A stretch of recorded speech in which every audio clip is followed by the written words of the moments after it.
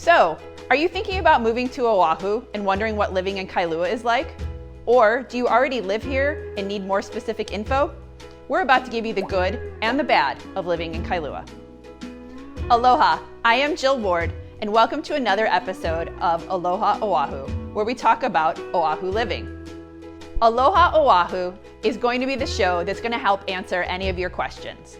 So if you ever need additional assistance or have questions that aren't being addressed here, please feel free to contact me at the link below.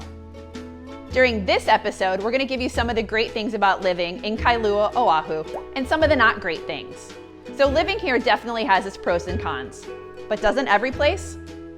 We are going to start by giving you the top 3 reasons that people love living here in Kailua. Gorgeous views, outdoor activities, and a small town feeling. One of the great things is the windward side has beautiful views in every direction. As you come through any of the tunnels coming from Honolulu, you're immediately greeted by the Pacific Ocean as far as the eye can see. And on the windward side, from the beach, you can turn around and simply enjoy the wonderful views of the Ko'olau Mountains, which are a personal favorite of mine. After a long or hard rain, it's especially beautiful when you're coming through the tunnel and the mountains are filled with countless natural waterfalls. Let's talk about the second reason people love living here, and it's the variety of outdoor activities. If you love the beach, the windward side boasts 2 of the most famous and beautiful beaches, Kailua Beach and Lanikai.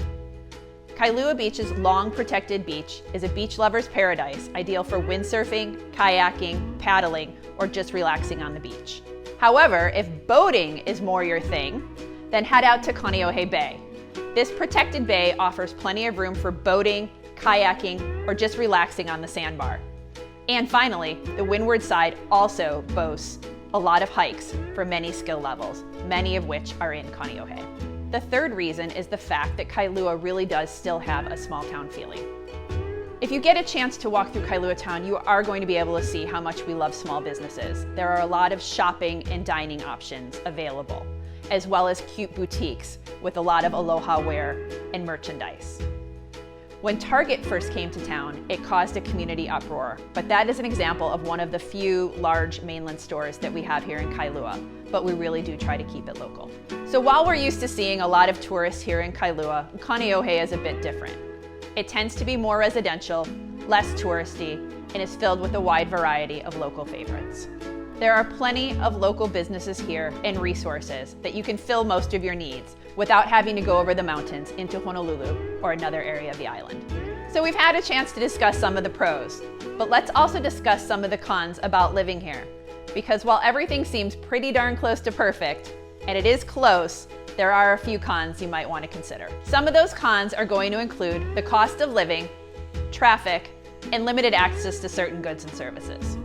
Did you know that Kailua, and Oahu generally, has a very high cost of living? I think when some people move to the island, they're shocked by the cost of everyday items that we have here on the island, such as milk, bread, and any other kind of daily necessities you're going to pick up at the grocery store, you're going to find are more expensive. It's not that people want to charge you more just because we're in Hawaii. It's because the cost of getting these goods to the island is so much more expensive. Also, real estate prices here can be a shock if someone's not used to the market.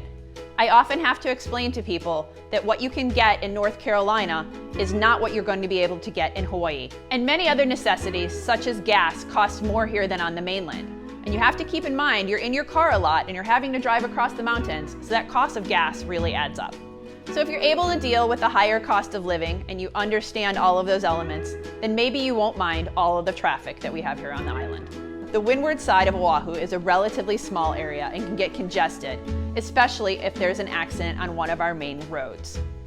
While all areas of the island have a lot of traffic, especially the Ewa side, the windward side can get crowded when tourists are in full force, especially here in Kailua.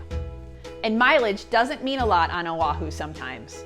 A map may say 8 miles in terms of distance, but that could be a 45 or 50-minute drive.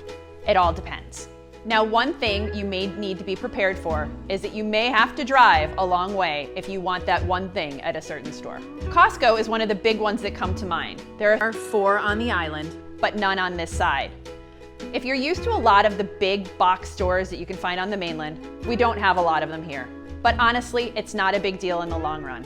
If you really need something, we do have Amazon. Well, I hope through this video you learned about some of the pros and cons of living in Kailua and on the island of Oahu.